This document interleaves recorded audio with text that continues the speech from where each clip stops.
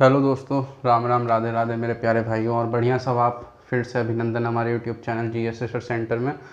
और भाई आशा है आप सभी अच्छे हैं और पढ़ाई अच्छे से चल रही है, ध्यान दे रहे हैं आप पढ़ाई पे सभी, है ना बेटे। बहुत सारी भर्तियाँ आने वाली हैं तो अपना जो है ज़्यादा से ज़्यादा समय दो अपना स्टडी में और नोट्स बनाते रहो साथ साथ, सही है। चलिए अब ज़्यादा से जल्दी अपना स्टार्ट करते हैं जो आज हम पढ़ने वाले हैं। पिछले उसमें जो है हमने पिछले लेक्चर में जो है रिवर टोपोग्राफी मैंने पढ़ा दिया था, है ना। और हमने जो है रिवर भी पढ़ा, सी वाला पढ़ा हमने, समुद्र वाला, समुद्र द्वारा जो स्थलाकृति बनती थी वो भी हमने पढ़ लिया, और भूमि द्वारा जो बनती थी वो भी हमने पढ़ लिया था। रिवर द्वारा जो बनती थी जिसमें डेल्टा बनता था, एस्चुरी बनता था, वो सब हमने पढ़ लिया था। आज जो हम पढ़ने वाले हैं वो आज हम पढ़ने वाले हैं हिमनद द्वारा निर्मित स्थलाकृति, मतलब बर्फ द्वारा, आइस द्वारा जो स्थल आकृति बनती है, आज हम वो पढ़ने वाले हैं, सही है बच्चों। तो आज हम उसी पे ध्यान देना है और एकदम मेरे साथ साथ बनाते रहना। जो भी मैं बोर्ड पे बनाऊं उसे साथ साथ बना लेना, है ना, बाद में प्रॉब्लम आती है, नहीं बन पाता है फिर। चलिए भाई, बताया था रिवर में जो है, जब रिवर चलती थी तो उसमें जो है इरोजन होता था, है ना, इरोजन निक्षेपण होता था। तो वही सारी प्रोसेस जो थे वही सब चलता हुआ आ रहा था पूरा। हमने ओशियन वाला समुद्र से जो बन रही थी वो भी हमने पढ़ लिया था। आज मैं बताता हूँ इसमें आइस में जो है बेटे शुरू से जो चलते हैं, जैसे मान लीजिए ये हमारे माउंटेन है ना। सबसे पहले बनाते हैं माउंटेन, ये हमारे माउंटेन है ना, ये है हमारे माउंटेन मतलब पहाड़, माउंटेन है, सही है बेटे। उसमें जो है जब हमारी नदी पहाड़ों से आती थी तो वहां पर बनती थी वी शेप वैली बनती थी वहां पर। तो यहां पर जो है ये इतनी शेप जो है बर्फ से जो है पूरी ढक जाती है, इतनी जो शेप है ये पूरी बर्फ से ढक जाती है, मतलब बर्फ जो है यहां पर स्टोर हो जाता है इतने उसमें। तो यहां पर बनती है यू शेप वैली, यहां पर बनती है यू आकार घाटी। समझ में आई इतनी बात मेरे बच्चों? बेटे वहां पर जो है वी बनती थी तो इसलिए बनती थी, पूरा पानी नीचे लो होता था हमारा, है ना। और यहाँ पर जो है ये इसमें जो है बर्फ जम जाता है इस शेप में, और पानी जो है वो ऊपर से चलता है, पानी जो है वो ऊपर से आता है, या बर्फ जो भी हमारा फ्लो में है वो ऊपर से आता है, इसलिए हमने इसे नाम दिया यू आकार घाटी दिया। अब मुझे एक चीज बताओ मेरे बच्चों, बेटे जैसे मान लो ये हमारी एक रास्ता है, इधर भी माउंटेन है और इधर भी माउंटेन है ना, इधर भी माउंटेन है और इधर भी माउंटेन है।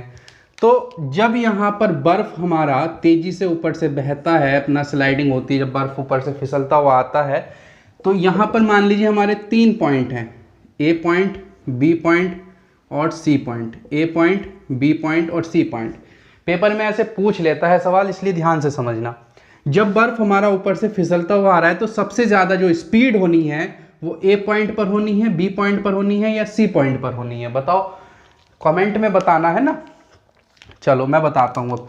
तो बेटे सबसे ज़्यादा जो स्पीड होनी है, जो हमारी नीचे वाली जो बर्फ यहाँ पर बह रही है, ये वाली इससे जो टच हो रही है, तो ये धीरे चलना है।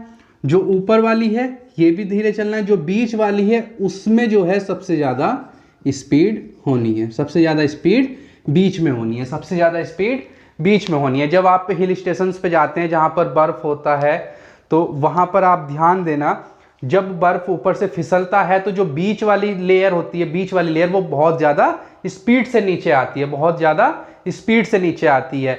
और यदि दोनों साइड में माउंटेन है उसमें मैटर में, मतलब एक नाली सी बनी हुई है, उसमें जब बर्फ आ रही है फिसलते हुए तो जो बीच वाली लेयर होनी है वो हमारी ज़्यादा स्पीड में रहनी है ना, बीच वाली ज़्यादा स्पीड में रहनी है। जो इस साइड में है वो भी धीरे चलना है, उसमें फ्रिक्शन होना है थोड़ा बहुत, और इधर वाली जो है उसमें भी फ्रिक्शन होना है, तो इसीलिए जो है बीच वाली पे सबसे ज़्यादा स्पीड होती है ना।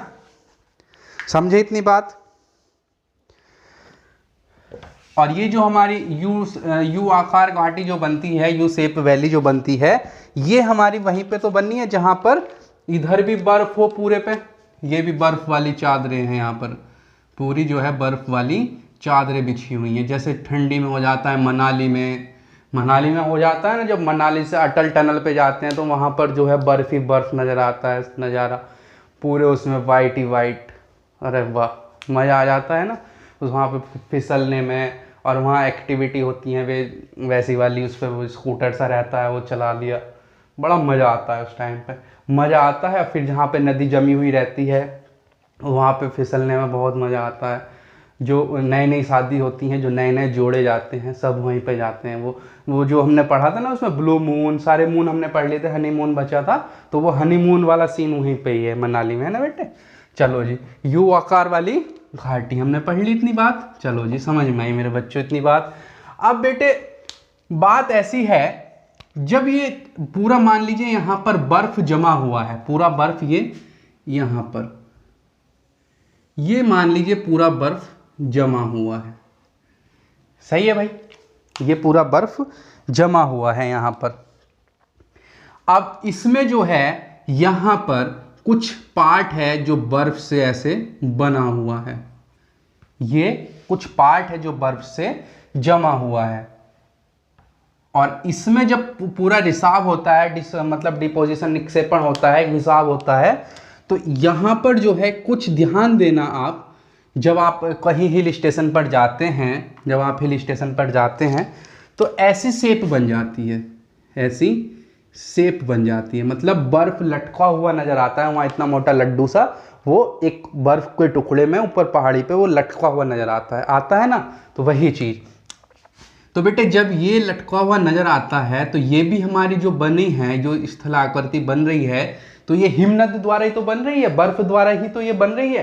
तो बच्चे जब ये बर्फ द्वारा बन रही है ना, तो इसे हम बोलते हैं, जो हिंदी में भी बताता हूँ और इंग्लिश में भी बताता हूँ, इसे बोलते हैं हैंगिंग वैली। हैंगिंग वैली इसे बोलते हैं, हैंगिंग वैली। हिंदी में हम इसे बोलते हैं लटकती घाटी। सही है बेटे, समझ में आई मेरे प्यारे बच्चों इतनी बात। आप ध्यान देना, जब भी आप हिल स्टेशंस पे जाते हैं वहाँ पर आप जाना, तो जब बर्फ़ वहाँ पर पूरे में जमी हुई होती है, या फिर जहाँ पर नदी चल रही है, जहाँ पर पानी चल रहा है और ऊपर बर्फ़ जमी हुई है, तो नीचे से जो है उसमें इतना मोटा लड्डू सा एक बर्फ़ शेप में लटका हुआ रहता है ना, लटका हुआ। तो वो जो लटका हुआ रहता है उसे ही हम बोलते हैं लटकती घाटी। लटकती घाटी मेरे प्यारे बच्चों, इसे इंग्लिश में बोलते हैं हैंगिंग वैली। Hanging valley. चलिए भाई, इतनी बात समझ में आई। अब बात आ जाती है दूसरा जो है, अब ये इतनी बात समझ में आई, ये हमारे माउंटेन है, माउंटेन में जो है यू शेप हमारी घाटी बनी हुई है, यू शेप वैली हमारी बनी हुई है ना। यू शेप जिस कारण वो बनी है वो आपसे बताया, बर्फ है, बर्फ ने जो है नीचे ऐसे पूरा जमा हुआ है वी शेप में, तो वो यू शेप उसने ले लिया है, तो इसीलिए इसे हमने नाम दिया यू आकार घाटी। रिवर में जो है वी शेप बनती है, और बर्फ जब हमारा हिमनद द्वारा निर्मित स्थलाकृति बनती है तो उसमें यू टाइप होता है, यू आकार होता है। फिर इसी में जैसे हमारा बर्फ है, बर्फ जमा हुआ है और उसमें रिसाव हो रहा है, उसमें घिसाव होते होते इतना मोटा लड्डू सा नीचे लटका हुआ है, तो उसे ही हमने नाम दिया हैंगिंग वैली। अब यदि मैं इसे जरा सा छू लूं तो ये खट देनी जो है नीचे आ जाना है। तो वही चीज़ आप ध्यान देना, जब भी आप जाओ कहीं पे हिल स्टेशन में तो आप ये देखना वहाँ पर, है ना, होता है। फिर भाई बात आ जाती है दूसरी ऐसी, जब ये पूरा ऐसे लटका हुआ रहता है तो इसमें जो है छोटा, मतलब हिमनद आकार जुड़ जाता है, छोटा सा हिमनद आकार जो है इसमें जुड़ जाता है, तो इसे ही हम लटकती घाटी बोलते हैं, है ना। पेपर में पूछ सकता है, यदि किसी हिमनद में, किसी बर्फ के टुकड़े में एक टुकड़ा जुड़ जाता है बर्फ का, तो उसे क्या बोला जाता है, तो उसे बोला जाता है लटकती घाटी मेरे प्यारे बच्चों, है ना। चलो समझ में आई इतनी बात। अब दूसरा आ जाता है इसमें, इसी में जो है एक दूसरी हमारी शेप बनती है, ये हमारे माउंटेन है ना, ये हमारा एक टुकड़ा है बर्फ का। चलिए अब भाई इसमें जो है, जब इसमें मतलब एक तरह से पानी चलता जा रहा है, घिसाव इसमें हो रहा है, तो आने वाले समय में जो है ये टुकड़ा जो है अंदर पहुंच जाता है। मतलब अंदर पहुंचना मतलब ये है, या तो ये टूट जाता है यहाँ से, या फिर अंदर ही वो बना रहता है, अंदर ही वो बन जाता है। तो बाहर है तो लटकती घाटी, और अंदर है तो इसे बोलते हैं नूनाटक। इसे हम बोलते हैं बेटे नूनाटक, नूनाटक, इसे हम बोलते हैं नूनाटक। मतलब कोई बर्फ का, हिमनद का कोई टुकड़ा है और उसमें जो है मतलब या तो घिसा हुआ पानी चल रहा है या फिर बर्फ आ रही है और वो बर्फ उसी में जम जाता है। जैसे एग्जांपल लेते हैं, जैसे कोई बर्फ, वो जो बेचना आते थे, बर्फ वाले जो आते थे, वो ऐसे घुमाते थे या फिर उसे ऐसे घिसते थे, तो गोला जो बनाते थे ऐसे, तो वो सारा पूरा जोड़ देते थे, है ना। यदि मान लो थोड़ा सा और बर्फ पड़ा है तो वो भी लिया, वो भी उसमें जोड़ दिया, वो भी उसमें जोड़ दिया। अब जैसे ये लटका हुआ है, मैं इसे यहीं पे दबा दूं तो ये पूरा जुड़ जाना है। जब हम हिल स्टेशन पे जाते हैं तो बनाते हैं ना गोला, उसमें सींग बाढ़ दी, नमक डाल दिया और अपना चूस रहे हैं। एक चीज़ और, जब भी हम आइसक्रीम लेते हैं, जब भी हम आइसक्रीम लेते हैं, नई नई बहुएं आती हैं तो उन्हें जो है कुछ चाहिए ना चाहिए, शाम में जो है उन्हें आइसक्रीम जरूर चाहिए। अन्य जी चलियो जरा आइसक्रीम खवा दो, बाहर चलते हैं घूमने, तो उन्हें आइसक्रीम खवाने जाओ। तो जब जाते हैं तो जब वो चूसते हैं आइसक्रीम, तो जब हम अपने लिप्स से जो है उस पर फोर्स देते हैं, लिप्स से जो है हम उसे भींचते हैं, तो जब हम लिप्स से उसे भींचते हैं तो वो जो है पिघलना स्टार्ट होना स्टार्ट हो जाती है, मेल्ट होना स्टार्ट हो जाती है, तभी तो वो हम उसे अच्छे से खा पाते हैं, उसे दबाते हैं तो वो मेल्ट होना स्टार्ट हो जाती है। तो वही चीज है। अब इसमें जो है, जो हमारा ये अंदर वाला टुकड़ा है, ये इसी में समा जाता है, इसी में अंदर हो जाता है, तो इसे हम बोल देते हैं नूनाटक, है ना। इसमें जो है ऊपर वाला, जब किसी छोटे हिमनद के ऊपर बड़ा हिमनद आ जाता है तो उसे नूनाटक कहते हैं। अब जैसे मान लो बेटे, ऐसे समझो मेरी बात, है नहीं, ये छोटा सा एक टुकड़ा है हिमनद का, है नहीं, हिमनद मतलब कोई बर्फ का टुकड़ा है। अब ये बर्फ का टुकड़ा बहुत तेज ऊपर से आया, ये बर्फ का टुकड़ा बहुत तेज ऊपर से आया स्पीड में, और ये इस पे ऊपर धमधनी गिरा। तो जब बेटे ये इस पे ऊपर धमधनी गिरा तो ये इसी में समा जाना है, तो उसे नाम दिया हमने नूनाटक, उसे हमने नाम दिया मेरे प्यारे बच्चों नूनाटक। आशा है आपने ये अच्छे से समझा है प्यारे बच्चों। कोई बर्फ है, हिमनद है, उस पे जो है कोई बड़ा टुकड़ा अपने बड़े फोर्स से आता है और उस पे धड़ाम देनी गिर जाता है और वो उसी में सेट हो जाता है, उसी में फिक्स हो जाता है, तो उसे ही हमने नाम दिया नूनाटक, नूनाटक बेटे। चलिए अब चलते हैं, दूसरी बात समझते हैं।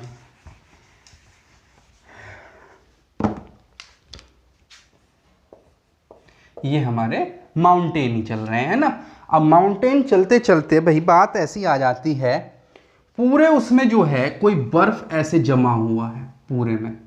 इसे मान लो आप मनाली में हैं और आप मनाली में अटल टनल पर हैं, आप मनाली में अटल टनल पर हैं मेरे बच्चों, है ना, मनाली में अटल टनल पे हैं। ये बर्फ पूरा यहाँ पर जमा हुआ है, बर्फ पूरा जमा हुआ है। अब ये जब बर्फ जमा हुआ है यहाँ पर, तो इसमें जो है एक मतलब एक ऐसे होल बन जाता है, इसे हम बोलते हैं हिंदी में गर्त बन जाता है, गर्त, इसे बोलते हैं गर्त बन जाता है ना, इसे हम बोलते हैं गर्त बन जाता है। इस बर्फ में ये हमारा पूरा बर्फ बिछा हुआ है यहाँ पर, है ना, तो ये जो है एक गर्त बन जाता है। गर्त जो बनता है इसे हमने नाम दिया सर्क, इसे हमने नाम दिया सर्क बेटे। अब इसमें जो है एक मतलब यदि एक ऐसे, सही है, फिर ऐसे, यदि दो सर्क के बीच में, दो सर्क के बीच में मतलब दो गर्त ऐसे बन जाते हैं, तो उनके बीच में जो शेप होती है ये वाली जो शेप होती है ये, सही है, इसमें जो है सर्क जो है नाम है बेटे, सर्क बोल दो या फिर सार्क आप इसे बोल सकते हैं। गर्त मतलब कोई गड्ढा उसमें हो जाता है ना, उसमें जो है कुछ गड्ढा हो जाता है, गड्ढा बोल दो, अपनी देसी भाषा तो वही है, गड्ढा बोल देते हैं हमें ना, गड्ढा बोल दो या फिर गर्त बोल दो, गर्त बोल दो या फिर इसे सर्क या सार्क बोल दो, सर्क या सार्क बोल दो। तो दो सार्क के बीच में जो हमारी ये बनती है, जो आकृति बनती है, इसे हम नाम दे देते हैं एरिटी। एरिटी, इसे हम नाम दे देते हैं बेटे एरिटी, इसे हम नाम दे देते हैं एरिटी। एरिटी है ना। ये दो शेप, मतलब जब दो हमारे दो गर्त बन जाएं और उन्हीं के बीच जो आकृति का निर्माण होता है, उन्हीं के बीच जो स्थलाकृति का निर्माण होता है, उसे बोलते हैं हम एरिटी, उसे हम बोलते हैं एरिटी। तो बेटे पेपर में जो सवाल पूछना है वो यही पूछना है, दो सार्क के बीच में जो स्थलाकृति बनती है उसे क्या कहा जाता है। तो आप एकदम ऑप्शन में देखने हैं, एरिटी पर निशान मार देना है। यदि आप यूपीएससी में मेंस लिखते हैं तो बेटे चित्र जो बनाना है वहां पर, यदि पूरा समझाना वहां पर आ जाए, पूरा डिटेल में बताना है, तो ऐसे ही पूरा चित्र बनाना है और फिर पॉइंट टू पॉइंट उसमें लिखना है। समझ में आई इतनी बात। एरिटी। अब भाई बात ऐसी है, यदि मान लो इसमें जो है बहुत सारे सार्क बन जाएं, बहुत सारे सार्क बन जाएं इस बर्फ में, ऐसे ऐसे जो है बहुत सारे सार्क बन जाते हैं, तो इसे जो नाम दिया जाता है, ये हमारा बर्फ ही है पूरा, ये हमारा बर्फ ही है, बर्फ है पूरा। यदि दो सार्क के बीच में जो आकृति बनती है उसे एरिटी बोलते हैं, और यदि बहुत सारे सार्क के बीच में एक से अधिक एरिटी बन जाए तो उसे नाम दिया जाता है गिरिश्रंग। गिरिश्रंग, इसे नाम दिया जाता है गिरिश्रंग। गिरि मतलब पहाड़ी, सही है, और श्रृंग मतलब एक तरह से कंघे टाइप में जो है ये पूरा शेप बन जाती है। समझ में आई इतनी बात। पहले यू शेप समझ में आया, फिर लटकती घाटी हमने समझाया, फिर नुनाटक समझ में आया, एक छोटा हिम नदी था, उस पर बड़ा हिम नदी जो है बड़े फोर्स से आ जाता है तो उसे नाम दिया जाता है नुनाटक। फिर कोई हमारी बर्फ की चादर बिछी हुई है पूरी, मतलब बर्फ ही बर्फ है पूरे में, उसमें एक छोटा सा होल हो जाता है, गर्त हो जाता है, तो उसे नाम दिया सार्क। यदि दो सार्क के बीच में जो स्थला आकृति बनती है उसे नाम दिया एरिटी। यदि एक से अधिक या दो सार्क से अधिक स्थलाकृति बन जाती है तो उसे नाम दिया गिरिश्रंग। अब यदि भाई इसमें जो है एक सुरंग टाइप में बन जाए, मान लो ये बर्फ है पूरा, इसमें आर पार हो जाए ये आर पार हो जाए, एक सुरंग बन जाए, तो इसे ही नाम दिया जाता है काल। इंदिरा कॉल सुना है आपने, इंदिरा कॉल सुना है, इसका मतलब है बर्फ की चादर, बर्फ के बीच में एक सुरंग बन जाती है, बर्फ के बीच में एक सुरंग बन जाती है, उसे ही हमने नाम दिया कॉल। जैसे जम्मू एंड कश्मीर में जो है इंदिरा कॉल है, इंदिरा कॉल है, वही वाली चीज है ना। समझ में आई प्यारे बच्चों इतनी बात भी। तो ये हमने सार्क, एरिटी और गिरिश्रंग पढ़े। कॉल भी हमने पढ़ा, आर पार नजर आना स्टार्ट हो जाता है, एक तरह से एक सुरंग बन जाती है, बर्फ में सुरंग बन जाती है प्यारे बच्चों, सुरंग बन जाती है पूरे उसमें, तो इसे ही हमने जो है कॉल नाम दिया है ना।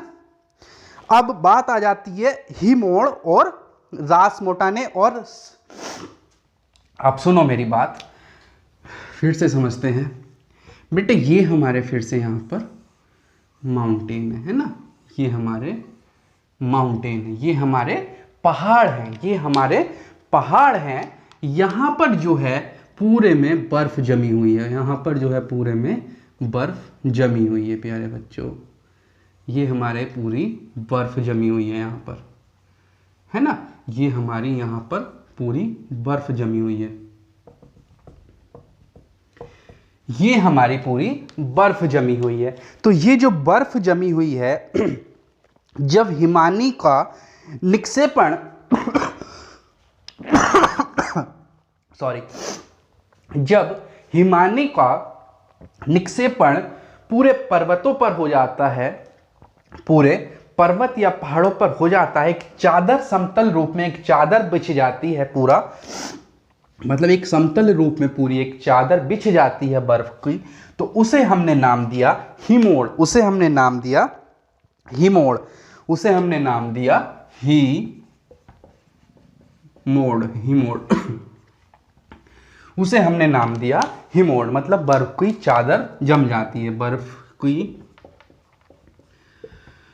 चादर समतल रूप में जम जाती है। समझ में आई इतनी बात? जैसे वही है, जैसे शिलोंग वैली है, मनाली में अटल टनल है, अटल टनल जब जाते हैं, रोहतांग जाते हैं, वहाँ पर तो गोला बनाया बर्फ़ का, मारते हैं, एक मार दिया, दो मार दिए, तीन मार दी, वही वाला सीन समझ रहे हो ना आप मेरी बात? तो बेटे वही जो है, एक समतल चादर जब जम जाती है तो उसे ही हमने नाम दिया हिमोड। पेपर में सवाल पूछना है, जब बर्फ की चादर समतल रूप से जम जाती है तो उसे क्या नाम दिया जाता है? तो उसे नाम दिया जाता है हिमोड, उसे नाम दिया जाता है हिमोड। याद रखना मेरे प्यारे बच्चों, है ना? इतनी बात समझ में आई? हिमोड, जब पूरी चादर ये जम जाती है, समतल रूप में होता है तो उसे हिमोड कहा जाता है। फिर भाई जब हिमोड का जो है निक्षेपण उल्टा, वो अभी बाद में बताऊंगा, इसे ही जो है रासमुटाने और मोरेन भी हम बोलते हैं। रासमुटाने और मोरेन, रासमुटाने और मोरेन, इसे ही जो है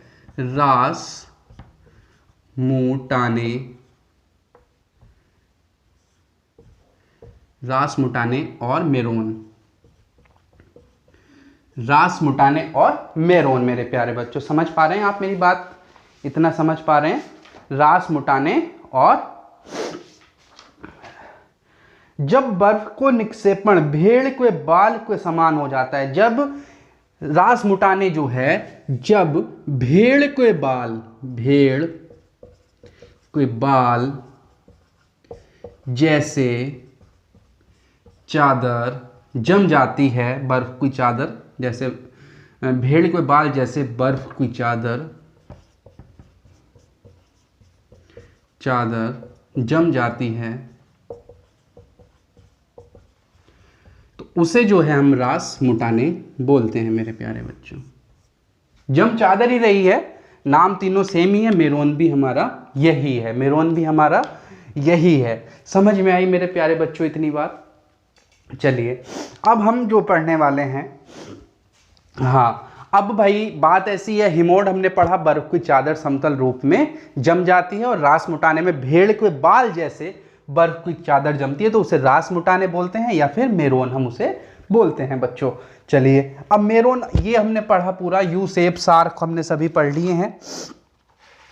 अब हिमाड भी हमने पढ़ लिया, हिमोड है, हिमाड है, हिमोड ही है बेटे, हिमोड है, हाँ हिमोड सही है। अब हम पढ़ते हैं तट बेटे, अब हम पढ़ते हैं तट। जो तट बनते हैं, एक तो बनता है समुद्री क्लिफ, एक बनता है समुद्री क्लिफ। अब जैसे मान लो ये हमारा समुद्र है, ये हमारा समुद्र है बेटे,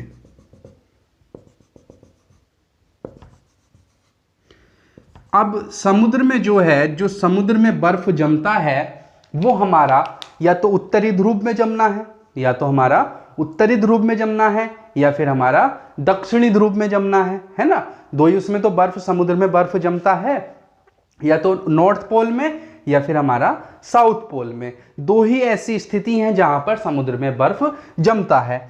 भाई इसमें जो है, अब मान लो यहां से कोई नदी, जब बर्फ हमारा पिघलना स्टार्ट हुआ तो कोई नदी हमारी यहाँ पे आनी स्टार्ट होती है ना, तो इस नदी में जो है एक शेप बन जाती है नाद जैसी, एक शेप बन जाती है चंद्रमा जैसी,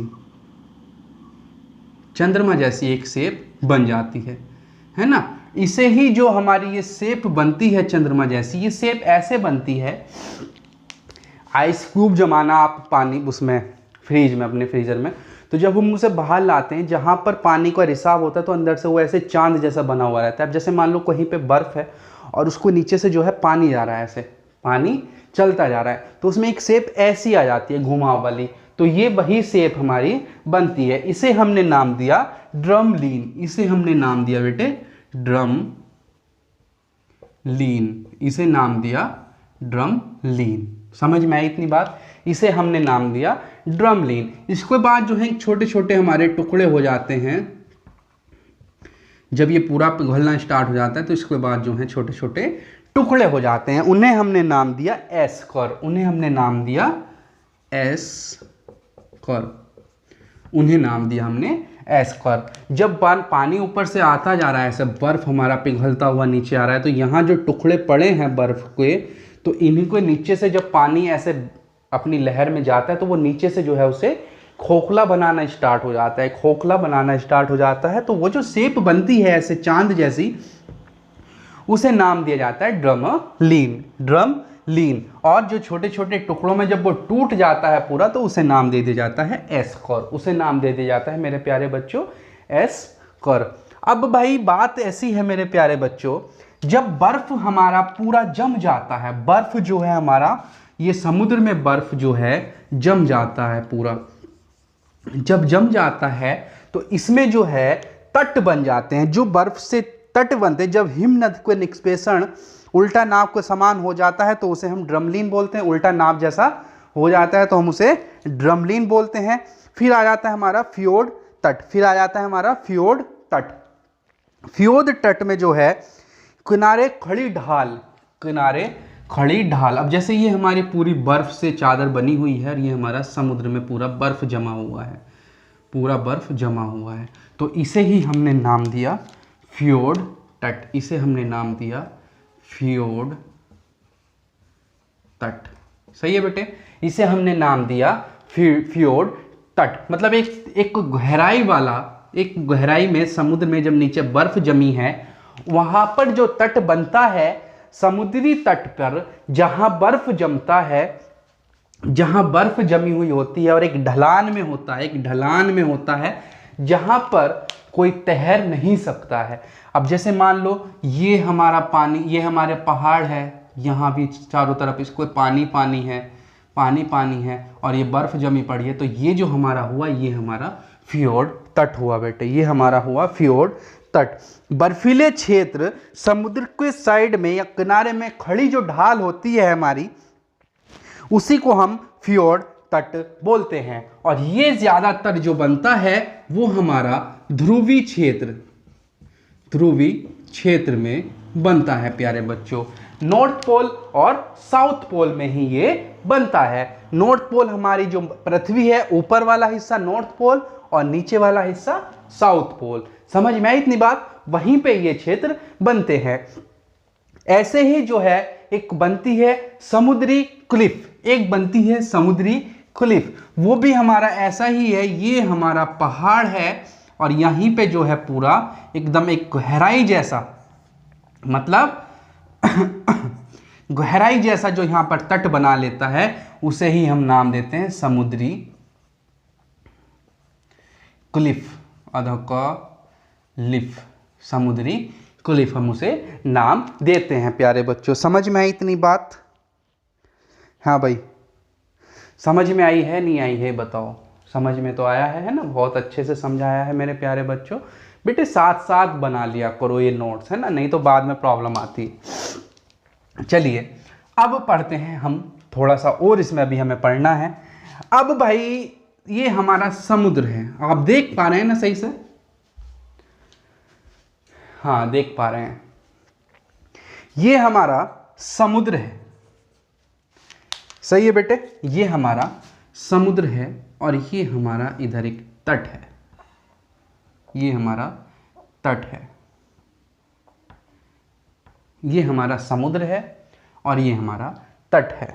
जो पहाड़ हमारे इस वाले, मतलब पहले ऐसा होता था, पहले समय में जो हमारी पृथ्वी थी, हमारी जो पृथ्वी थी, उस पृथ्वी पर पूरे पर बर्फ जमी हुई थी। आइस पीरियड, आइस काल जो था, एक समय में पूरे अर्थ पर जो है बर्फ ही बर्फ जमा हुआ था, है ना। उस बर्फ, जब बर्फ जमा हुआ था तो धीरे धीरे जो है जहां पर पानी, फिर पानी जब जमा होना स्टार्ट हुआ, वो बर्फ पिघलनी स्टार्ट हुई, जब वो बर्फ पिघलनी स्टार्ट हुई तो वहां पर जो है पानी आना स्टार्ट हुआ। तो जहां पर ये पूरे, मतलब एक तरह से पहाड़ थे ऐसे बने हुए, ये हमारे पहाड़ थे, तो ये पहाड़ जो है डूबना स्टार्ट हुए, ये पहाड़ डूबना स्टार्ट हुए। जब जो पहाड़ हमारे इस तट के समांतर हैं, इस तट के समांतर हैं, देखने में जो है वो समांतर हैं, ऐसे आप देखना जहाँ पर समुद्र होता है, जहाँ पर मतलब पहाड़ बने हुए होते हैं, तो ऐसे समांतर बीच बीच में पत्थर पड़े हुए होते हैं इस तट के समांतर। तो जब समांतर पड़े हुए होते हैं तो उसे नाम दिया हमने रिया तट, उसे हमने नाम दिया रिया तट, इसे नाम दिया रिया तट, इसे नाम दिया बेटे रिया तट। अब जब समांतर हैं, जो पहाड़ियां समांतर हैं, पहाड़ियां समांतर हैं, यदि पहाड़ियां लंबत हैं, यदि पहाड़ियां लंबत हैं 90 डिग्री पर हैं, ये तो हमारी ऐसे समांतर हैं। अब यदि पहाड़ियां हमारी 90 डिग्री पर बनी हुई हैं, पहाड़ियां हमारी 90 डिग्री पर बनी हुई हैं, ऐसे बनी हुई हैं, यदि पहाड़ियां हमारी ऐसे बनी हुई हैं, मतलब 90 डिग्री पर बनी हुई हैं, तो उसे नाम दिया डालमेशियन, इसे नाम दिया डालमेशियन,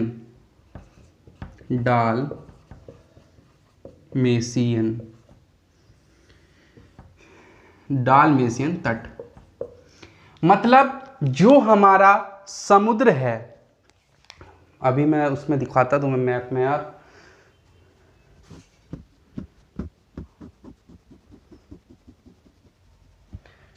यहाँ पर तो है नहीं, चलो समझो ऐसे ही, जो पहाड़ियां ऐसे समांतर हैं, जो हमारा ये तट है इस तट के समांतर हैं, तो वो तट होता है रिया तट, वो होता है हमारा रिया तट। यदि पहाड़ियां हमारे तट से लंबत हैं 90 डिग्री पर हैं, तो एग्जैक्ट 90 नहीं, अप्रोक्स, तो उसे नाम दिया डॉलमेशियन, उसे नाम दिया डॉलमेशियन तट। बेटे समझ में आया इतना, उसे नाम दिया हमने डॉलमेशियन तट, डॉलमेशियन तट हमने उसे नाम दिया। तो ये हमारा पूरा था हिमनद द्वारा निर्मित स्थला आकृति। अब एक बार फिर से शुरू से समझ लेते हैं। ये हमारे पहाड़ हैं, इन पहाड़ों में बीच में जो वी शेप बनी हुई रहती है उसमें बर्फ जमा हो जाती है। जो वो बर्फ जमा हो जाती है तो बर्फ फिर उसी से ऊपर से आती है, और जो बीच में होता है उसमें स्पीड ज्यादा तेज होती है, समझे। फिर हमारा जो है बन जाती है लटकनी घाटी। कोई बर्फ है, हमारा हिमनद का टुकड़ा है, उस टुकड़े में कोई बर्फ का टुकड़ा लटका हुआ है तो उसे बोल देते हैं लटकती घाटी। फिर कोई छोटा टुकड़ा है, बड़ा टुकड़ा आता है हिमनद का और उस पर धड़ाम देनी गिर जाता है तो उसे नाम दिया नूनाटक। यदि कोई हमारा बर्फ में एक चादर में गर्त बन जाता है तो उसे नाम दिया सर्क या फिर सार्क। यदि दो सार्क के बीच में जो स्थलाकृति बनती है उसे नाम दिया एरिटी। यदि अधिक हो जाती है तो उसे दिया गुरी श्रृंग। बेटे फिर यहां पर जब माउंटेन पे जो एक चादर समतल रूप में जम जाती है उसे नाम दिया हिमोड। फिर रासमुटाने, भेड़ के बाल जैसे जो चादर जमती है उसे नाम दिया रासमुटाने या फिर मेरोन।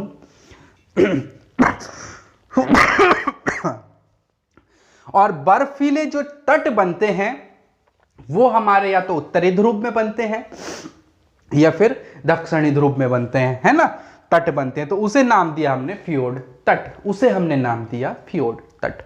फिर बेटे फ्योर्ड तट हमारे समुद्र में जब बर्फ जम जाती है और एक ढलान होता है और एकदम वहां पर उतरने वाला सिस्टम नहीं होता है, वहीं पे ही हमारे फ्योर्ड तट जमते हैं, बनते हैं, ध्रुवीय क्षेत्र में बनते हैं। फिर समुद्री क्लिफ जो है वो भी हमारा ऐसे ही बनती है, एक मतलब बीच में पहाड़ है। जैसे मूवियों में जो है बढ़िया बढ़िया नज़ारे आते हैं, बहुत अच्छे अच्छे नज़ारे आते हैं, बीच में पहाड़ बना हुआ होता है, दोनों साइड में पानी पानी है, चारों तरफ पानी पानी होता है, वो स्कूटर सा जो होता है वो बीच में से ले जाते हैं, उधर से ले आते हैं, तो वो जो बर्फ़ जो बनता है, वो जो पहाड़ी बनती है, बड़े अच्छे अच्छे नज़ारे होते हैं वहाँ पर घूमने वाले। वही बात है, ये वही चीज़ है। तो वहाँ पर जो तट बन जाता है उसे ही हम नाम दे देते हैं फ्योर्ड तट या फिर समुद्री क्लिफ हो जाती है वहाँ पर। मतलब वहाँ पर आप तैर नहीं सकते हैं, मतलब यदि आप वहाँ पर कूद जाते हैं तो फिर तैरने में इतना ज़्यादा टाइम लगना है, तो नाव लाओ तभी बच पाने हो बेटे, नहीं तो नहीं बच पा रहे हो। चलिए, फिर इधर हमने पढ़ा जो समांतर हैं वो हमारे रिया तट हैं, जो हमारे लंबवत हैं वो डॉलमेशियन तट हैं। समझ में आई बेटे इतनी बात? यही हमें हिमनद द्वारा निर्मित स्थलाकृति में पढ़ना था। मिलते हैं अब नेक्स्ट लेक्चर में बेटे। तबीयत थोड़ा सा सही नहीं है अभी हमारी, अभी प्रॉब्लम है, थोड़ा सा बोलने में भी प्रॉब्लम हो रही है। तो मिलते हैं नेक्स्ट लेक्चर में। और अब हमें जो पढ़ना है वो पवन द्वारा निर्मित स्थलाकृति पढ़ना है। अपना बेटे पढ़ाई पे ध्यान दो, अच्छे से पढ़ते रहो, शानदार, ज़बरदस्त, जिंदाबाद। जब तक तोड़ेंगे नहीं तब तक हम छोड़ेंगे नहीं बेटे, सही है? और अपना जो है अपना ज़्यादा से ज़्यादा हमें प्यार दो। और तो आप समझते ही हैं, यदि अच्छा लगता है तो चैनल सब्सक्राइब भी आप कर सकते हैं। समझ में आई बेटे इतनी बात? चलिए अब चलते हैं, मिलते हैं नेक्स्ट लेक्चर में। जय हिंद मेरे प्यारे बच्चों।